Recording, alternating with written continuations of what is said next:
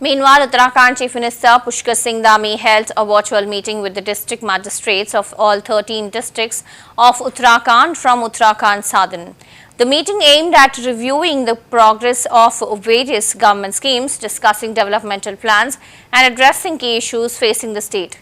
The CM emphasized the importance of coordinated efforts between the state administration and district level officials to ensure effective governance and the timely implementation of welfare initiatives.